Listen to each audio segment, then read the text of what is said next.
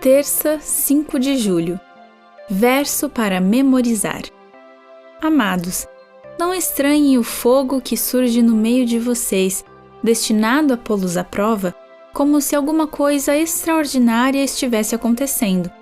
Pelo contrário, alegrem-se na medida em que são coparticipantes dos sofrimentos de Cristo, para que também, na revelação de sua glória, vocês se alegrem, exultando. 1 Pedro 4, 12 e 13. Crisóis do pecado. A ira de Deus se revela do céu contra toda impiedade e injustiça dos seres humanos, que por meio da sua injustiça suprimem a verdade.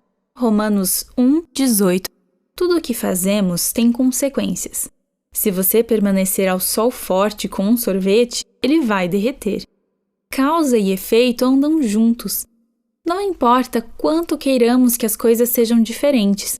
Com o pecado ocorre a mesma coisa. Ele tem consequências. Deus não se assenta no céu imaginando que coisas terríveis pode fazer as pessoas que pecam. Não. O próprio pecado traz suas consequências. O problema é que muitas vezes pensamos que de alguma forma podemos enganar a Deus e pecar sem experimentar as consequências. Isso nunca acontece. Paulo deixou bem claro que o pecado tem consequências não só para a eternidade, mas resultados dolorosos e angustiantes também no presente. Ouça Romanos 1, 21 a 32. Porque, tendo conhecimento de Deus, não o glorificaram como Deus, nem lhe deram graças. Pelo contrário, se tornaram nulos em seus próprios raciocínios, e o coração insensato deles se obscureceu.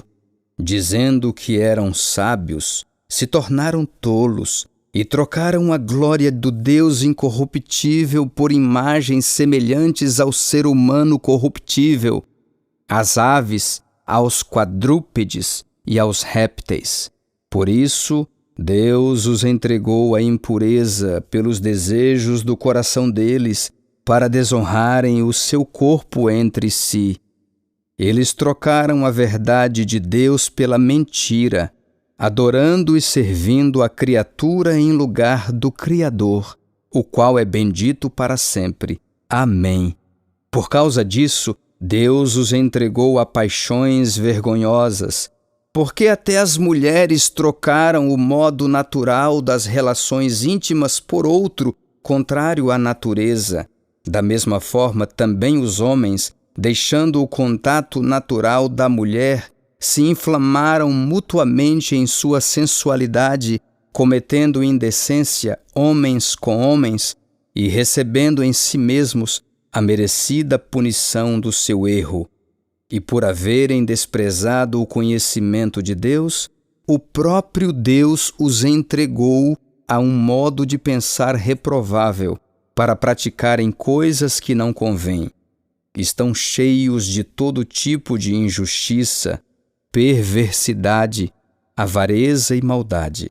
Estão cheios de inveja, homicídio, discórdia, engano e malícia.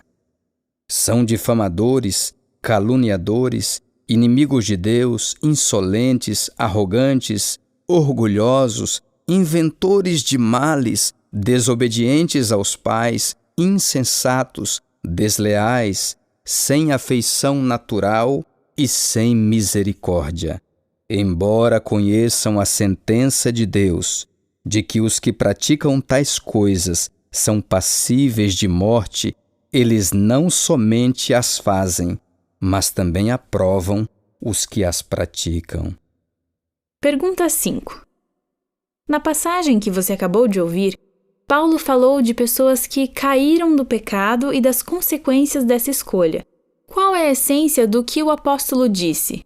Levando em conta especificamente as fases do pecado e as consequências dele. Alguns versos antes, Paulo descreveu essas consequências como a ira de Deus. A ira divina nessa passagem é simplesmente o ato divino de permitir que os seres humanos colham o que semearam. Mesmo para os cristãos, Deus nem sempre intervém de imediato para remover a dor que resulta de nossas próprias ações. Muitas vezes, Ele permite que experimentemos as consequências de nossas atitudes para que entendamos quão profundamente danoso e ofensivo é o pecado. Temos considerado as consequências de transgredir a lei moral. Mas e quanto à quebra das leis de saúde? Nosso corpo é a morada do Senhor.